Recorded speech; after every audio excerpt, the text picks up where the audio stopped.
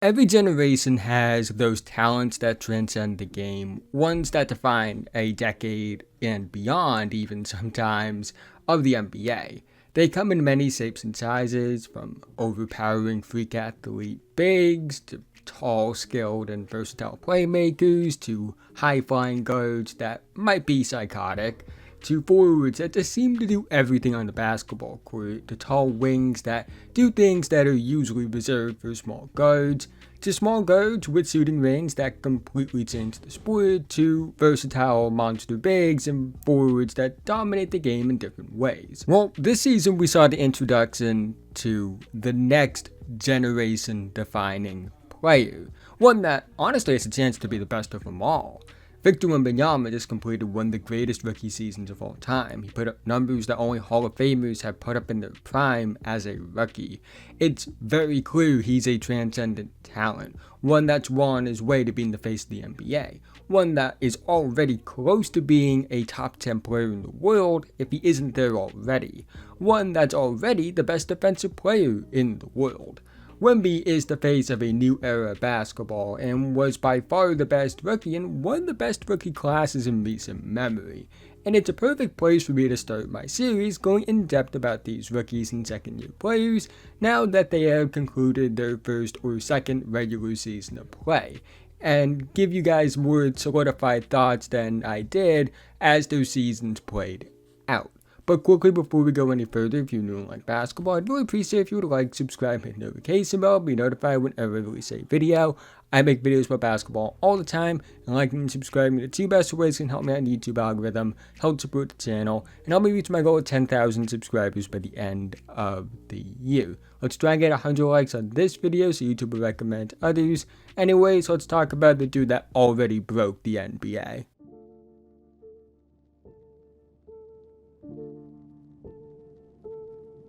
This season, Victor Wembanyama averaged 21.4 points per game, 10.6 rebounds per game, 3.9 assists per game, 1.2 steals per game, and 3.6 blocks per game on 46.5, 32.5, 79.6 splits, and a 56.9 true shooting percentage and 29.7 minutes per game. Since 2000, he has the second highest point per game average by a rookie, behind only Blake Griffin, the third highest rebound per game average by a rookie, behind only Blake Griffin and Emeka Okafor, the highest block per game by a rookie by 1.2 per game, which also ranks him third all time for a rookie.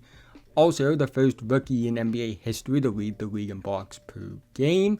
He's the fifth player in NBA history to average at least 20 points, 10 rebounds, 3 assists, 3 blocks, and 1 steal in a single season. The other four being Kareem Abdul-Jabbar, Bob Lanier, Hakeem Olajuwon, and David Robinson, all of which are Hall of Fame players. What makes this all so insane is the fact that what he's done isn't just impressive for a rookie, it's impressive by NBA standards in general, especially given his age and minutes. Of the top 25 scoring seasons by a rookie since 2000, he's the only one to do it in under 30 minutes per game, and mind you, he's only behind Blake Griffin in this regard. That stat line he put up that only 4 Hall of Famers have put up is even more impressive when you compare it to when those players did it. When Kareem first did it, he was 26 and finished second in MVP voting. He accomplished it again at 27, and the other 2 times he did it, he was 28 and 29 years old while winning back-to-back MVPs. Bob Lanier was 25 when he accomplished that statistical feat. The first time Hakeem accomplished it, he was 30 and was also the runner-up for MVP. The second time he did it, he was 31 and won MVP, and then did it again at 32 when he won his second title. Basically, when he did this, he was the best player in the league in the absence of Michael Jordan. David Robinson was 27 when he first accomplished this feat.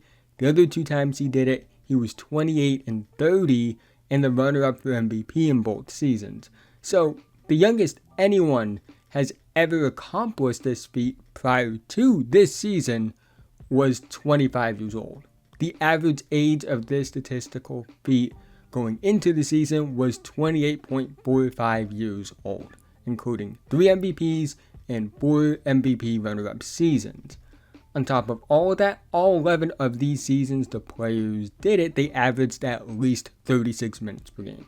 So clearly, this is an absurd feat statistically from a points, rebounds, assists, blocks, and steals perspective. It usually takes years of experience and a level of play that's at the top of the league. And Victor Wembanyama put up those numbers in his rookie season as a 19 turning 20-year-old, while also being the first and only player to do it in under 30 minutes per game. If we're basing this off pure stats, I do believe Victor Wembanyama had the most impressive rookie season we have seen since at least 2000.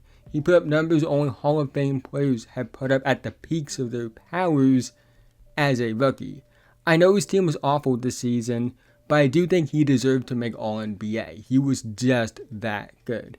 And really, we don't have anything to look at in terms of what could we compare this to when it comes to rookie seasons in recent memory. He's one of just 3 rookies since 2000 to average at least 20 points per game and 10 rebounds per game. But he did it in over 11 less minutes per game compared to Blake Griffin and Elton Brand. You have to go back to guys like Shaquille O'Neal, Hakeem Olajuwon, David Robinson, Tim Duncan, and Kareem Abdul-Jabbar to find comparable numbers, and even then, he's doing it in way less minutes than those guys did. It really doesn't make sense when you look at the numbers within the context of the situation, where it took him a month or two to adjust to the NBA.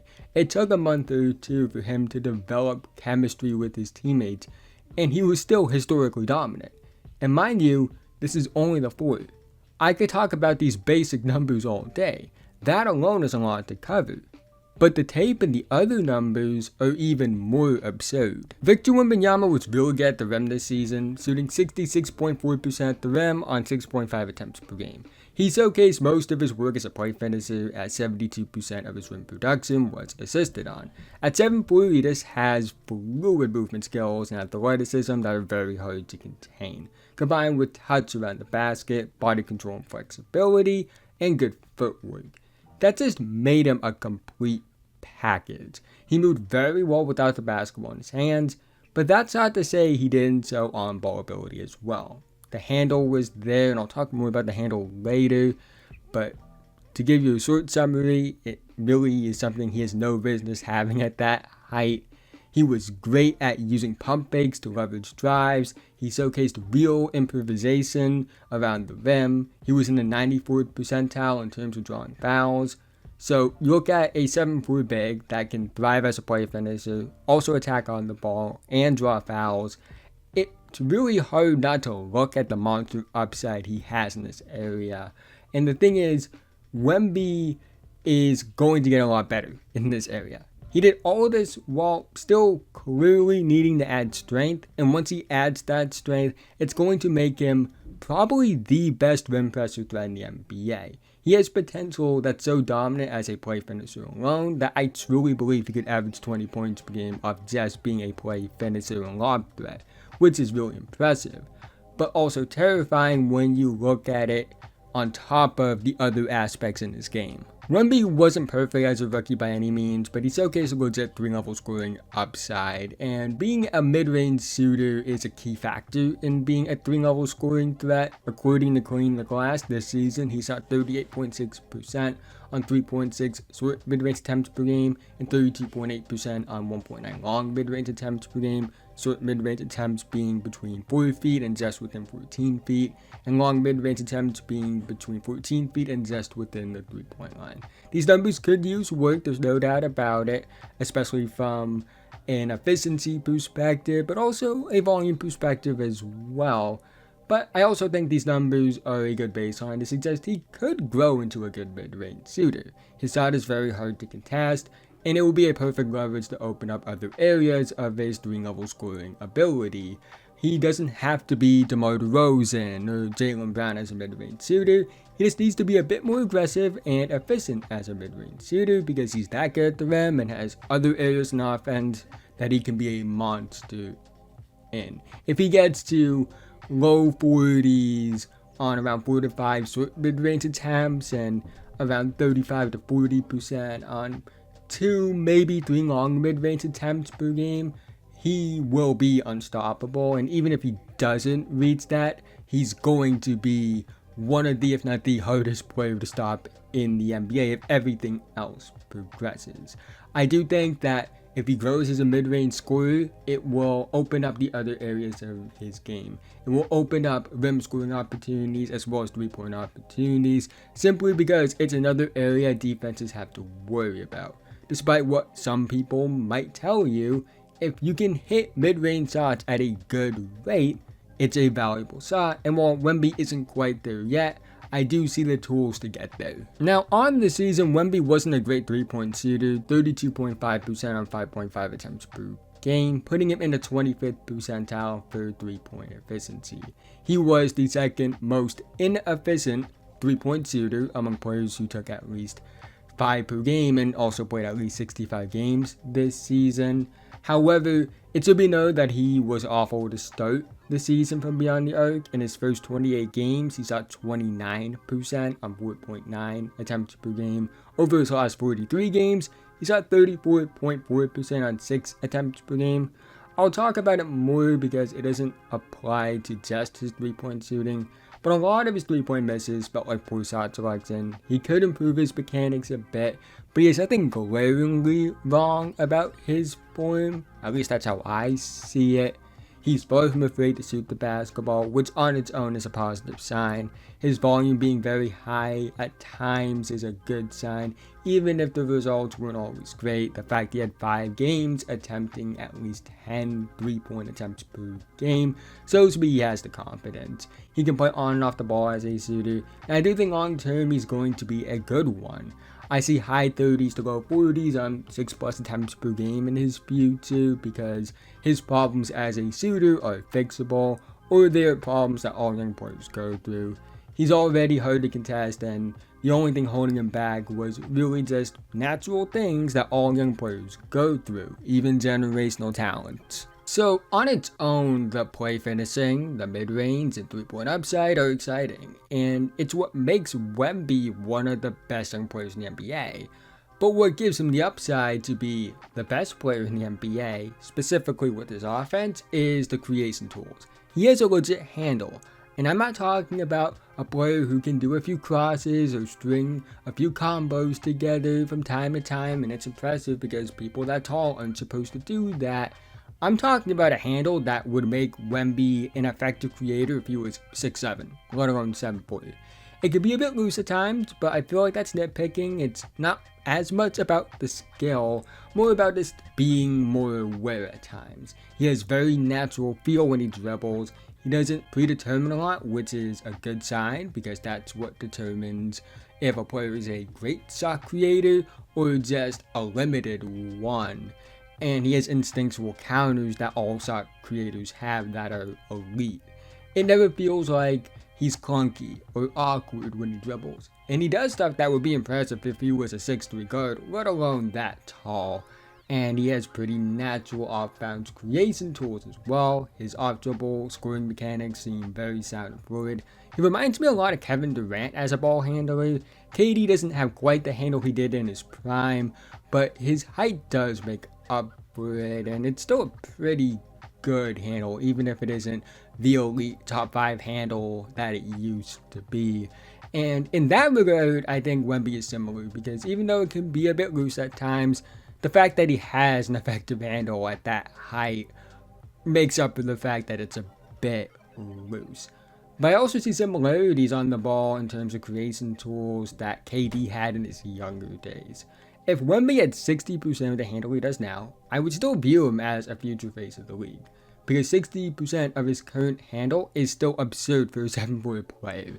And honestly, if I didn't watch the tape, I wouldn't believe anyone if they told me somebody this tall had a handle like this. When you add his creation ability on the ball with his monster off-ball scoring, you get someone that looks to be on track to be the best scorer in the NBA, and the most unstoppable player in the NBA as well. Now, Wemby isn't without his flaws, and one of them is his wild shot selection that was very noticeable this season, which was a big reason it was closer to league average efficiency rather than a top percentile efficiency.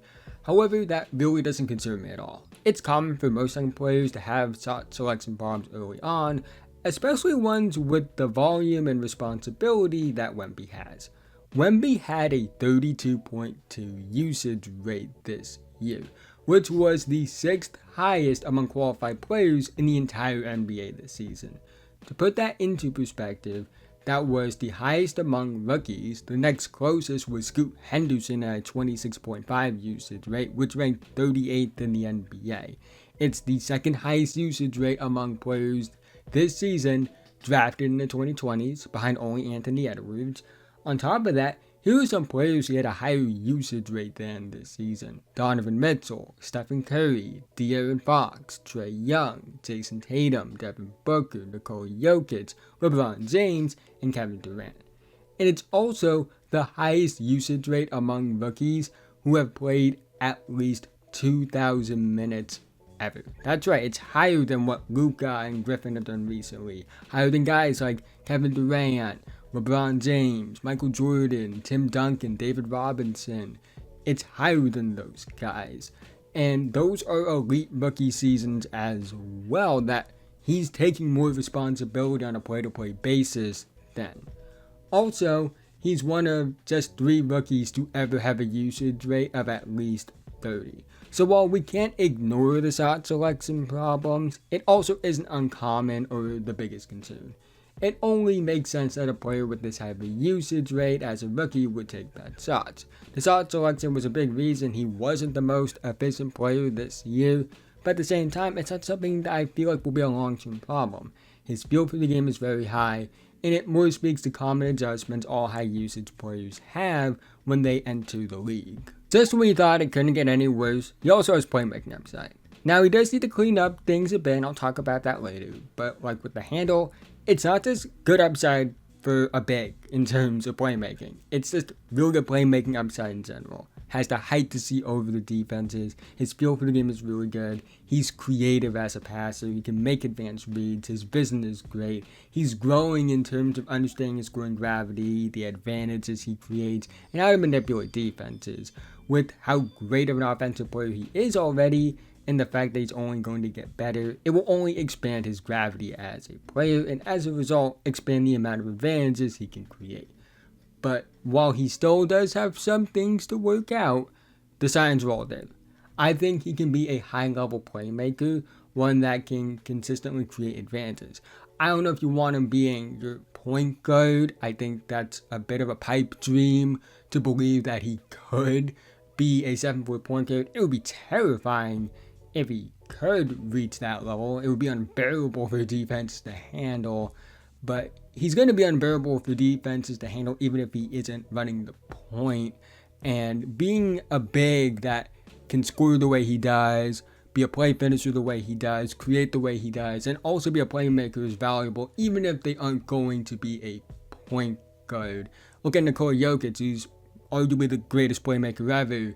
He even has a guy like Jamal Murray next to him, which is why I think that the Spurs should consider taking a Rob Dillingham at pick 4, because they don't need like a prime Chris Paul, but having a guy that can be a good playmaker that helps complement Wemby's creation and playmaking ability would be valuable. And I think the playmaking for Wemby will be something that complements to the point he's truly unstoppable, especially if the Spurs build around him properly and get a guard like a Rob Dillingham, or maybe trade for a guy like a Darius Garland. Now, like I mentioned earlier, Wemby has some polishing up to do as a playmaker. He can be a bit ambitious with his passes. He can make advanced reads, there's no doubt about that, but sometimes he tries to do a bit too much. At the same time, I'd rather have a player be a bit overconfident than not confident at all. I don't think it's a glaring problem, but it's one he needs to clean up regardless. He does have some struggles with the balance of being aggressive as a scorer and getting others involved at times, and overall I do think there is a bit of a need to demand the basketball more. It's not that he isn't an aggressive scorer or he struggles with taking over games. It's more that sometimes I feel like he's making emphasis like, hey, get me the ball here. And I think that will improve as the Spurs build around him better. And I also don't think it's as big of a problem as some try to make it out to be. The Spurs team just started the rebuild. This is their first real cornerstone type of player that they've gotten, and I think people need to remember that. All of these things would be a bigger problem, in my opinion, if he was a guard. And even though he has some guard-like skills and has playmaking potential, it's not like he's going to be a full-time point guard. At least I hope he's not, because if he reaches that level of playmaking, that would be terrifying. What his struggles are in terms of passing decision making aren't ones that I'm too worried about. It's common for a young, high-usage player to struggle with decision making and learning the balance as a creator. However, I do have to bring them up because it's noticeable on tape and it does paint a full picture, and it's definitely an area he has to improve upon. At the same time, I am confident he will improve on them. Now, the rebounding is interesting. It will be easy to look at over 10 rebounds per game and under 30 minutes per game and chalk it up to him being a good rebounder. But the thing is, on tape, it's not as simple as that. His positioning can be off at times. He struggles a bit with physicality. But what makes him so interesting is where he lacks in those areas, he makes up for it with his length and height combined with the body control, flexibility, and range to be very effective. It's not just him living off his physical tools, it's him utilizing his physical tools.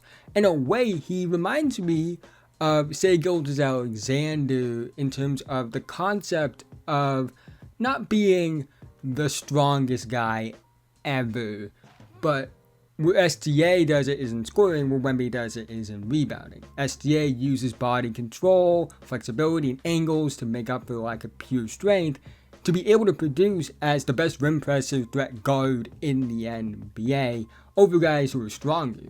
Wemby uses body control and flexibility to produce at a high level as a rebounder over guys who are physically stronger than him.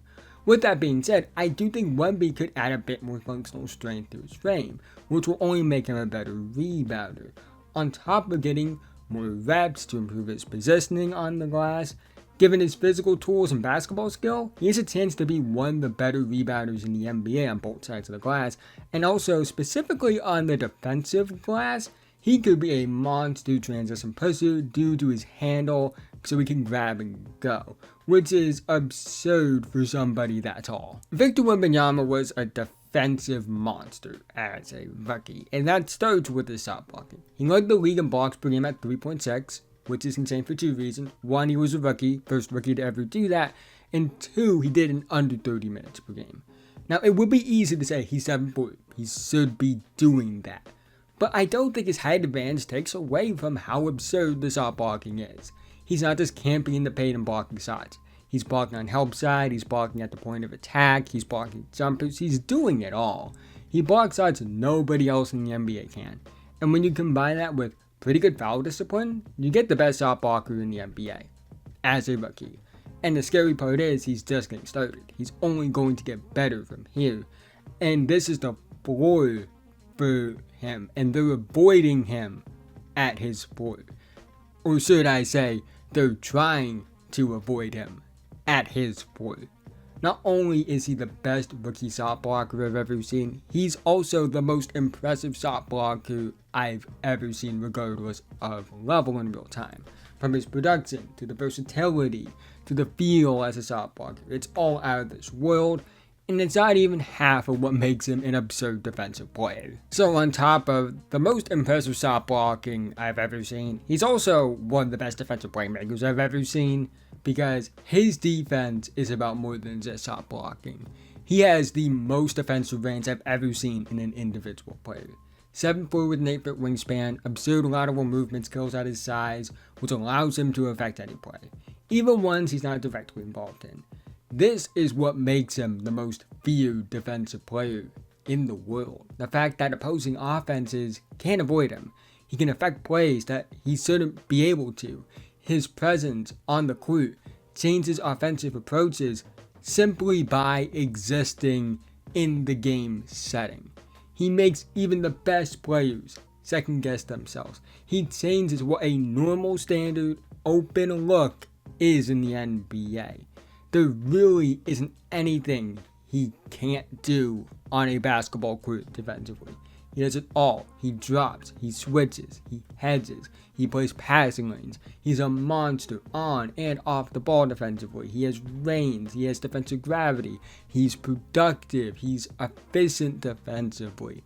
Every box he checks, from the tape to the base stats to the advanced numbers, all of it suggests that he's elite already. And I would even go as far to say he's the best defensive player in the NBA, and he's just getting started. Now, the crazy part is Wemby isn't even close to perfect defensively. He has flaws like any player does. His reaction time can be a bit off. His positioning can get better. But what makes his flaws absurd is that it doesn't change his impact, because he has the physical and athletic tools to make up for it, and the overall feel that can make him elite, even if he has some of these flaws. Players may be able to use strength against him, but they can't get this out of him. His feet may be out of position, but he has the arm length to affect a play. He may not react on time all the time, but he has the range to make up for it. So, if he's this good already while clearly having flaws, the question is, how absurd is this going to be when he fixes those flaws and gets better? Because these flaws are fixable with time and reps. What is it going to look like when the positioning gets better, the reaction time gets better, when he fully gets up to speed with NBA defenses and opposing offenses as well? What is that going to look like? Especially if he's this great already. Even his flaws are somehow impressive. I made a whole video talking about this, but the progression he made this season is absurd. He went from promising rookie to star level player to fringe All-NBA guy in 71 games. That's a progression that should take at least 3 seasons, even for superstars that we see now. The fact he improved this much this quickly is terrifying, because no rookie this young should be able to do that. And the scariest part is, he improved this much, this quickly, while also still just scratching the surface. He progressed to being a top 15 to 20 player in the world in 71 games, and we still are only seeing a glimpse of the type of player this can be. He's an absolute outlier in every regard. Physical tools, movement skills, basketball skill, feel for the game, wiring as a player. But his outlier progression is what has been the most impressive to me. It's one thing to be talented, it's another to capitalize on it, and even then, it's another to do what he did this season. Because to say Wemby has capitalized on his talent would be an understatement. To have a 3-season level progression in just 71 games is unheard of, which is fitting because everything about Victor Wembanyama is unheard of. So just how good will Victor Wembanyama be? Better question, how great will he be? Because he's already good and borderlining on great. What has his rookie season shown us to project for his future? Well, in terms of offensive role, I view him as a versatile offensive hub at the big man position. A guy you can build your offense around, someone that can dominate as a play finisher, but also be dominant on the ball, have 3-level scoring ability that's impossible to contain 1v1, on top of being able to create advantages as a playmaker due to his offensive gravity. For his defensive role, he's going to be an anchor for a defense. That much was very clear, but one that's extremely versatile. Someone that protects the paint at an elite level, but also plays in space at an elite level. Makes plays all over the floor, bends opposing offenses due to the fear of him. Effective in both the half-court and transition. Puts up monster numbers. Has players afraid to take what looks like an open layup, even if he's not in the play. He has a chance to be the greatest defensive player we have ever seen, while also being friendly to every aspect of viewing the game, from advanced stats to base stats to the tape. In terms of rookie impact, he was fringe All-NBA good by the end of the season. By the end of this season, I would say top 15, at worst top 20 player in the NBA. The progression was that absurd. When you combine the offensive ability, even if it wasn't perfect all the time, it was still out of this world by the second half of this season. With what he did defensively, where the impact numbers and the base numbers and the tape showed that he was the best defensive player in the NBA. And if his team was a lot better than it actually was, he probably would have won it as a rookie. And honestly, it became hard by the end of the season to name 15 players that are better than him right now. Even if the team around him was awful, it didn't take away from how great he was. And he would be a monster impact player on a contender right now, which is not something that a lot of rookies do, especially ones that are as good as Victor Wembanyama at this young of an age. It's really rare to say a guy could do what he did on a contender potentially if he was put in that situation. The only other two that come to mind are LeBron James and Luka Doncic. And if you're up there with those two in recent memory for what you're doing at a certain age, that really tells you something. Now, the floor with Wemby is All-NBA because I'm very comfortable in believing he's already probably an All-NBA level guy. I thought he could have made it this year. And he was a rookie doing that. And that's the worst he's going to be, barring health. I know it's absurd to have a floor this high, but this is also a talent that is absurd, and his play is justified suggesting that the floor is this high. If at his worst in the NBA he's putting up numbers that only Hall of Famers have while being the best defensive player in the league, it really speaks to how generational of a talent he is, and that might be underselling it. Now, the ceiling for him is the MVP, the best player in the world. And it's clear that barring health, he's probably going to reach that. He has too many indicators that suggest that he is going to be this special talent. Now, it's no guarantee by any means, but I do think that it would be foolish to at least not consider the idea. This is someone that has the chance to be the most dominant offensive and defensive player in the world. Somebody that puts up numbers we've never seen. You guys know how high I am on Jokic, Giannis, and even Embiid as players. And I think he has a ceiling that's higher than all of them. And I don't say that lightly. I don't just throw things like that around. Anything is possible. Only time will tell with all of this. But if he continues to improve the way he has, if he stays healthy, and what his rookie season was just scratching the surface, he's going to be the best player in the NBA if he reaches his full upside. There's no doubt in my mind that if he stays healthy and his team around him, his trainers, they all have done things to work on his durability and flexibility, which is very encouraging for a young player. I do think he will be that kind of guy. And not just like best player in the world, where it's like now where you could throw around a few names. I still think it's Jokic, but Giannis has a case, Luka has a case, Embiid has a case when he's healthy. I think it's going to be like LeBron or MJ, where no, he's the best player in the league, and other guys will win MVPs in other seasons. Other guys will win Defensive Player of the Years in other seasons. That's just a result of voter fatigue. I'm not going to give it to the guy that's the best player every season. But even if other guys win those awards over him, it won't change the fact that he's still the best player in the world. He's still the best defensive player in the league. The same way it was with LeBron. Other guys won MVPs, but he was still better than them. And I think that's what Wemby can be. I think he can be one of those guys that can carry a team, but I also am confident that the Spurs will build around him properly. They seem to be in a good spot with the assets they have now.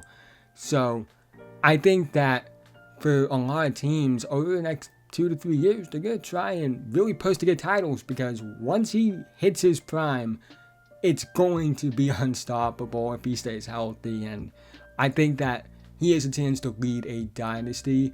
And I don't say that just because he's a great talent. I say that because he's a great talent in a great situation in terms of the team being built around him. This is somebody that has warranted the hype he got prior to the NBA. And honestly, he's exceeded the hype and is progressing at a rate that's unheard of. So I really do believe that while there are going to be other great young players now in the league and guys entering the league, nobody's gonna come close to what Victor Wembanyama is going to be once he truly figures it out. And that's the scary part about looking about how good he was this season, because he hasn't even come close to figuring it out yet. But that's the end of this video. If you made it to this point, thank you so much. Again, haven't already, like, subscribe, hit notification bell, I'm notified whenever I release a video. I make videos about basketball all the time, and liking and subscribing, the two best ways can help me on YouTube algorithm, help support the channel, and help me reach my goal of 10,000 subscribers by the end of the year. Let's try and get 100 likes on this video so YouTube will recommend it to others. Let me know what you think about Victor Wembanyama. How good do you think he is?